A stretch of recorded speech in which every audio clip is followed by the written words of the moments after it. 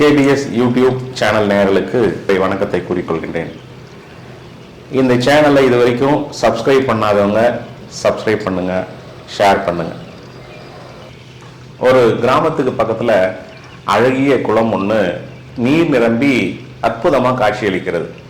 அந்த குளத்தில் அழகிய தாமரைகள்லாம் பூத்து குலுங்குகிறது. அதே போல அங்க நிறைய உயிரினங்கள் வாழுது. அந்த குளத்துல இரண்டு உயிரினங்கள் ரொம்ப நெருங்கிய நண்பர்களாக இருக்கிறது. ஒன்று தவளை, மற்றொன்று மீன். இவ ரெண்டும் ரொம்ப நாளா அந்த குளத்துல இருக்காங்க. ரொம்ப மகிழ்ச்சியா வாழ்ந்து வராங்க. அவங்களுக்கு என்ன பொழுதுபோக்கு அப்படின்னு சொன்னா, அந்த குளத்தை சுற்றி பார்ப்பது. எப்படி சுத்தி பார்ப்பாங்கன்னா, அந்த மீன் தவளையினுடைய முதுகுல ஏறி ஆசையா உட்கார்ந்து கொள்ளணும். அந்த தவளை நீந்தி நீந்தி போயிட்டு அந்த குளத்தை ஒரு முறை அழகாக சுற்றி சுற்றி காட்டும். இதுதான் அவங்களுக்கு பொழுதுபோக்கு. சாப்பிடுவாங்க. இதே போல மீன் தவளையினுடைய முதுகுல ஏறிக்கொள்ளணும், குளத்தை எல்லாம் சுற்றி பார்க்கறது தான் அவங்களுடைய பொழுதுபோக்கு. ரொம்ப நாளா ஒரு காகம் ஒரு மரத்தின் மீது இருந்து பார்த்து கொண்டே இருந்தது. அதுக்கு ஒரு பொறாமை, இவ்வளவு மகிழ்ச்சியாக இருக்கிறது அப்படின்னு சொல்லிட்டு, எப்படியாவது ஒரு நாள் இந்த தவளை வெளியே வரும், அதை நம்ம பிடிச்சி சாப்பிடலாம் அப்படின்னு சொல்லிட்டு எண்ணி காத்து கொண்டிருந்தது. ஒரு வாரம் போச்சு, 2 வாரம் போச்சு, மாதங்களும் போச்சு. திடீர்னு மழைக்காலம் முடிஞ்சிடுது, கோடைக்காலம் வந்தது. கோடைக்காலம் வந்த உடனே முதல்ல வெயில் கம்மியா இருந்தது.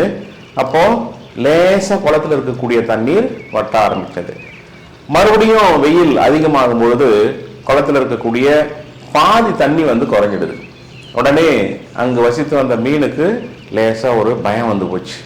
சரி, நம்ம நாட்கள் ஆக ஆக இங்க தண்ணியினுடைய அளவு குறைஞ்சிரும், நம்ம வாழ்வதற்கு இந்த இடம் சரி வராது, அதனால நம்ம வேற ஏதாவது ஒரு இடம் பார்க்கணும். சரியான நேரம் பார்த்து நம்முடைய நண்பன் தவளை இருக்கார் இல்லையா, அவர்கிட்ட சொன்னா அவர் உதவுவாரு அப்படின்னு சொல்லிட்டு அதை என்ன பண்ணுது, எல்லாத்தையும் மறந்து திரும்பவும் சந்தோஷமாவே அதே போல இருக்கக்கூடிய தண்ணியில தவளையினுடைய முதுகுல மீன் ஏறி உட்காந்துக்கும். மீன் ஏறி உட்காந்துக்கும் சுத்தி சுத்தி வருவாங்க. கோடை காலம் ரொம்ப கடுமையாயிடுது. கடுமையான உடனே இன்னும் தண்ணியினுடைய அளவு நிறைய குறைஞ்சி போச்சு.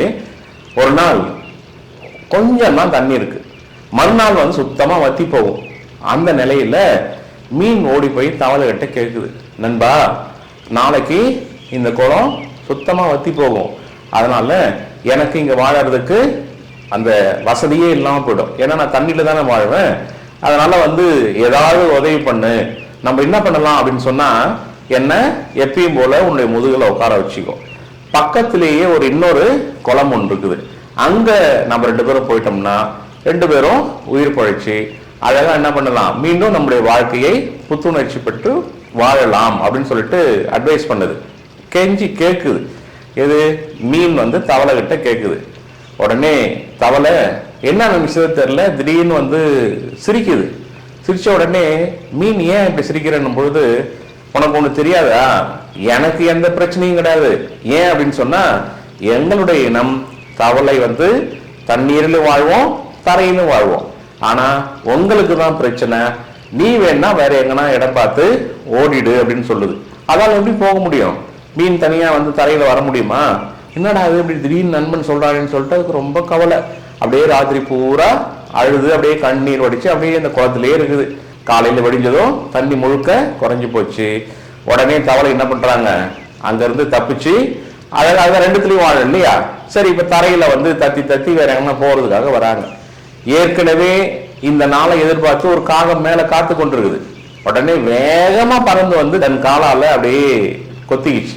போயிட்டு எடுத்து வேகமா போறக்கூடிய நேரத்துல இந்த மீன் பார்த்துட்டு கெஞ்சுது, காக்கையண்ணா அவனை விட்டுடுங்க, அவன் என்னுடைய நெருங்கிய நண்பன், நான் இன்னும் கொஞ்ச நேரத்துல சாக போறேன். ஏன் அப்படின்னு சொன்னா, இந்த குளத்துல சுத்தமா தண்ணியே இல்லை, நான் இனிமேல் வாழவே முடியாது, அதனால அவனை விட்டுடு, அவன் எங்கேயாவது போய் போச்சுக்கிட்டோம், என்ன வேணா அவனுடைய பசிக்கு என்ன இறையா எடுத்துக்கோ அப்படின்னு சொல்லிட்டு அந்த காகத்துக்கிட்ட மீன் கெஞ்சுது.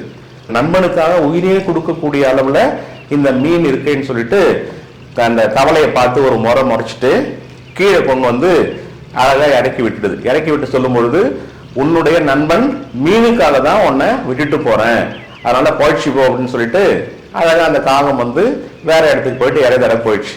உடனே தவளைக்கு ரொம்ப வருத்தமாயிடுது, நான் உன்னை கஷ்டமான காலத்துல விட்டுட்டு போக முயற்சி பண்ண. ஆனா நீ கஷ்டமான காலத்திலையும் உன் உயிரை கொடுத்து என்னை காப்பாற்ற சொல்லி அந்த காக்கிட்ட கெஞ்சின இல்லையா? உண்மையிலே நீ தான் எனக்கு நெருங்கிய நண்பன். நான் உன்னை இழக்க விரும்பல.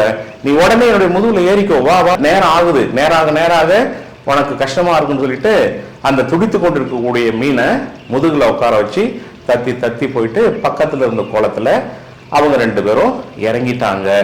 இறங்கின உடனே துடித்து கொண்டிருந்த, உயிருக்காக போராடி கொண்டிருந்த அந்த மீன் இருக்கு இல்லையா, மறுபடியும் உயிர் பெற்றுடுது. உடனே 2 பேரும் சந்தோஷமா தன்னுடைய இயல்பான வாழ்க்கைய அங்க வாழ்ந்து வராங்க. ஆபத்து காலத்துல உதவக்கூடியவன் தான் உண்மையான ஒரு நண்பன்.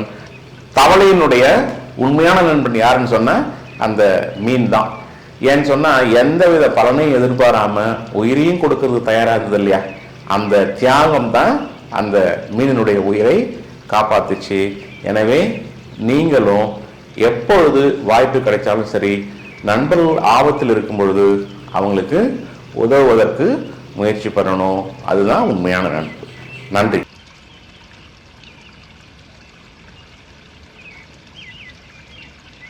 இந்த வீடியோ பிடிச்சிருந்தா லைக் பண்ணுங்க, ஷேர் பண்ணுங்க, கமெண்ட் பண்ணுங்க, மறக்காம சப்ஸ்கிரைப் பண்ணுங்க மற்றும் பெல் ஐகானை கிளிக் பண்ணுங்க.